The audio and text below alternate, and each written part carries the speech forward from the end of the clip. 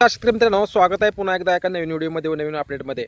शेतकरी मित्रांनो, खरीप हंगाम 2025च्या पीक विम्यामध्ये खूप महसूल मंडळाला पीक विम्यातून वगळण्यात आलेलं होतं आणि प्रत्येक जिल्ह्यामध्ये ज्या जिल्ह्यामध्ये पीक विम्याचं वाटप चालू आहे, ज्या जिल्ह्यामध्ये पीक विम्याचं वाटप सुरू होणार आहे किंवा ज्या जिल्ह्यामध्ये पीक विम्याचं वाटप झालेलं आहे, अशा खूप जिल्ह्यामध्ये काही महसूल मंडळं पीक कापणी प्रयोग आधारित जी रकमा कमी असल्यामुळं किंवा पीक कापणी प्रयोग आधारित काही नुकसान कमी दिसल्यामुळं महसूल मंडळं वगळण्यात आलेली आहेत.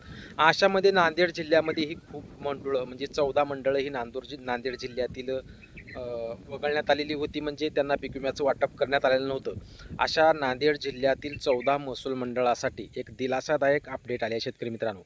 कारण त्या नांदेड जिल्ह्यासाठी 813 कोटीचा पीक विमा मिळालेला होता, परंतु काही महसूल मंडळामध्ये पीक विम्याचं वाटप रखडलेलं होतं.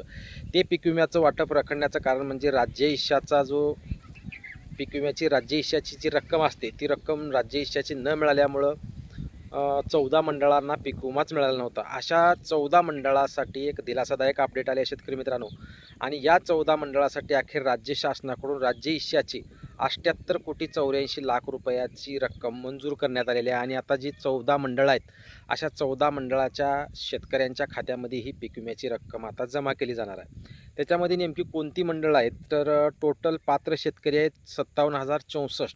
या 14 मंडळातील शेतकऱ्यांना पीक विम्याचं वाटप होणार आहे. टोटल 14 मंडळ आहेत. त्याच्यामध्ये उमरी तालुक्यातील धानुरा बुद्रुक मंडळामध्ये 10 कोटी 77 लाख रुपयाचा पीक विमा जमा होणार आहे. तर कंधार तालुक्यातील दिग्रस या महसूल मंडळात 11 कोटी 71 लाख रुपये पैसे मंजूर झालेले आहेत. तर कंधार महसूल मंडळामध्ये 8 कोटी 76 लाख रुपये मंजूर झालेले आहेत. तर किनवट तालुक्यातील इस्लामपूर, जळधारा, मांडवी, सिंदगी बुद्रुक या महसूल मंडळासाठी 19 कोटी 39 लाख रुपये निधी मंजूर करण्यात आलेला आहे. तर माहूर तालुक्यातील माहूर, सिंदखेड, वाई बाजार, वानोळा या महसूल मंडळासाठी 19 कोटी 70 लाख रुपये पीक विमा मंजूर झालेला आहे आणि त्यांचा निधी आहे का मंजूर झाला, इतकं वाटप होणं अपेक्षित आहे. तर मुदगेड तालुक्यातील बारड या महसूल मंडळासाठी 7 कोटी 15 लाख रुपयाचा निधी मंजूर झाला आहे. तर नांदेड जिल्ह्यातील नांदेड शहर व वसरणी यासाठी 1 कोटी 35 लाख रुपयाचा पीक विमा मंजूर झालेला आहे. राज्य शासनाकडून 78 कोटी 84 लाख रुपयाचा निधी हा मंजूर करण्यात आलेला आहे. त्यामुळं खूप दिवसापासून या मंडळाला पीक विम्याची वाट शेतकरी पाहत होते आणि अखेर राज्य शासनाकडून 78 कोटी 84 लाख रुपये निधी मंजूर झाल्यामुळं लवकरच आता नांदेड जिल्ह्यातील 14 महसूल मंडळाच्या शेतकऱ्यांच्या खात्यामध्ये ही पीक विम्याची रक्कम जमा केली जाणार आहे.